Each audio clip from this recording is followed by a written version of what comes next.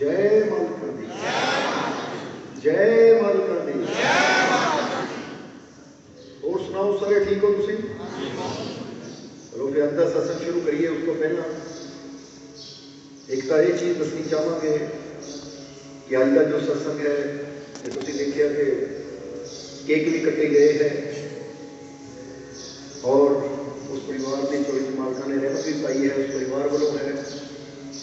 सो बड़िया रहमत कीतियां मालका ने इस परिवार से, जिसकी खुशी में अज ये सत्संग करवाने जा रहे हैं।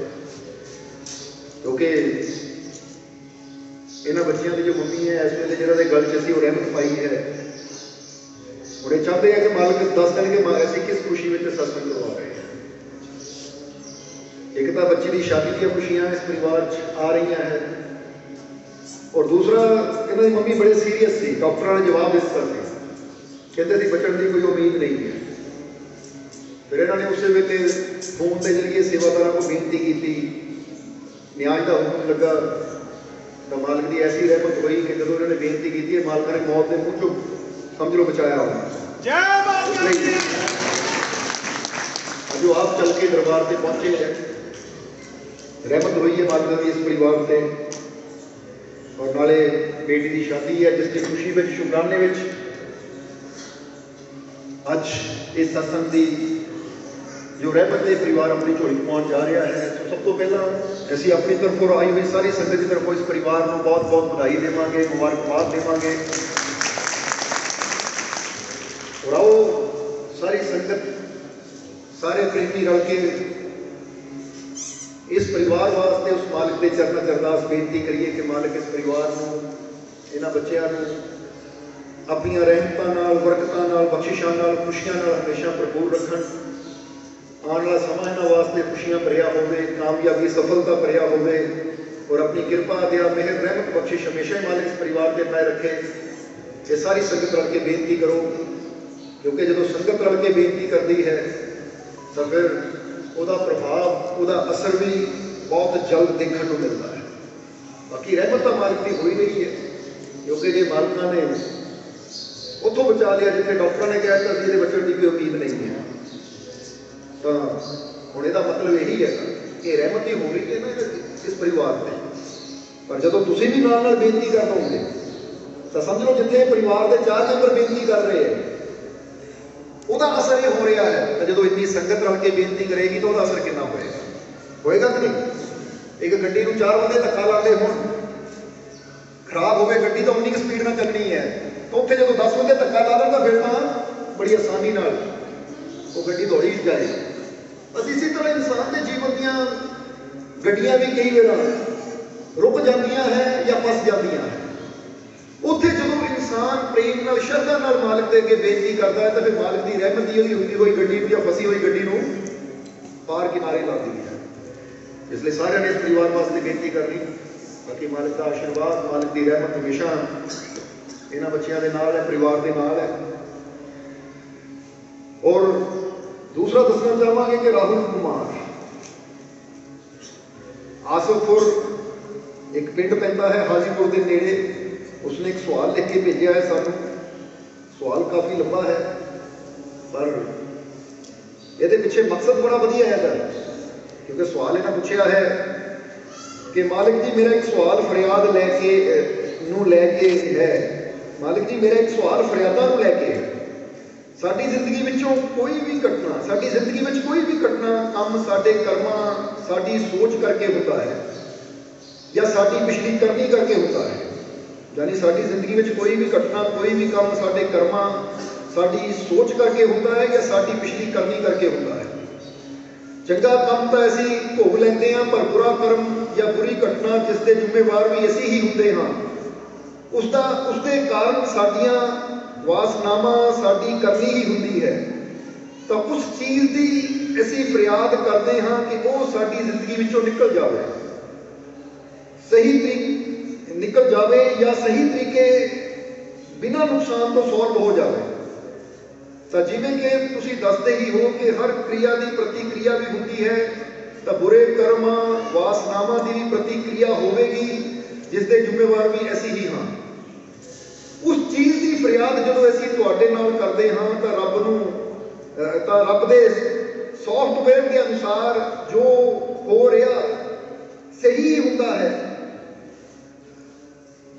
सही ही होता है। हर क्रिया की प्रतिक्रिया तो फिर कईयां की फरियाद करन नालों ठीक भी होती है, तो कईयां दे कुछ कर्म भी इस तरह के होंगे है कि उसको बिना भोगे, उसकी प्रतिक्रिया को बिना भोगे उसको छुटकारा नहीं हो पा सकते। हुणे फरियाद काफ़ी लंबी पर यही शॉर्ट दस दी अपने तरीके, क्योंकि इतना तुहानूं समझ नहीं आनी, क्योंकि बच्चे ने अपने वालों बहुत वधिया लिखी है राहुल कुमार ने। पर असीं दसना चाहांगे कि उसकी बेनती है कि साडे जीवन दे विच जो तकलीफां दुख आते हैं वो साडी पिछली करनी करके होंदे है, या साडे इसे ही सोच करके होंदे है, या साडे इसे जन्म के कर्मां करके होंदे। समझ लो। और फिर वह यह भी सवाल है कि कई बार इंसान के जीवन के विच जो तकलीफां वो करनी करके होंदियां है, जदों वो फरियाद करते हैं तो ठीक भी हो जाती है। यही है ना राहुल, यही है ना, यही जानना चाहता। ठीक है, फिर वो किस तरह ठीक होंगे हैं? और कईयां नूं अपनी करनी भोगनी पैती है। जदों वो नहीं ठीक होंगे तो फिर रब नूं दोष दिंदे है कि रब्बा तू साडे नाल माड़ा कीता। हालांकि परमात्मा किसी नाल माड़ा नहीं करता है, जो होंदा इंसान के अपने, क्योंकि जैसा बीज बोना है वैसा उन्होंने वड्ढना पैना है। इसलिए उसकी ये बेनती अभी कोशिश करांगे पूरी तरह कि अज के सत्संग पूरी तसल्ली कराती जाए। ठीक है, तो कोई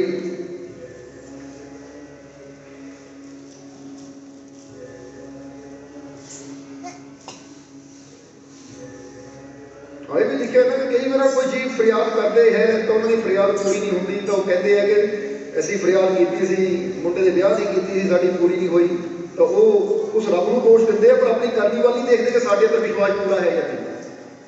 ठीक है, और फिर लास्ट में ये लिखता है कि असी तो फिर भी किस्मत वाले हाँ जो सानू मौका मिल रहा है फरियाद करने का। बाकी किते तो ये अवसर भी नहीं है, कई जगह तो अवसर ही नहीं मिलता फरियाद करने का। अज के सत्संग में इस बारे जरूर दस्यो। राहुल कुमार आसिफपुर हाजीपुर। राहुल ऐसी समझ नहीं मेरे सवाल सुआओ, क्योंकि साढ़े को कोई भी सवाल आता है, एक छोटे बच्चे ने सवाल पूछा है तो ये तो पता ही है मालिक का दर है, इतने हर एक सवाल का जवाब दिता जाता है, हर एक की झोली खुशियां भरी जाती है। तो अज तुसी भी मालिक के चरणों जाके बैठे हो तो बस हमेशा एक गल कही दी है कि अगर मालिक के दर पर आ गए हो तो सिर्फ शरीरिक तौर पर नहीं, इतों आ जाओ, दिल तो वो हो जाओ, क्योंकि जो हिरदे तो हो जाता है फिर वो हर जगह संभाल भी वो आप करता है, फिर वो झोलियां भी खुशियां नाल वो जरूर करता है। इसलिए अज खुशियां लैके जानियां है, लैके जानियां कि नहीं?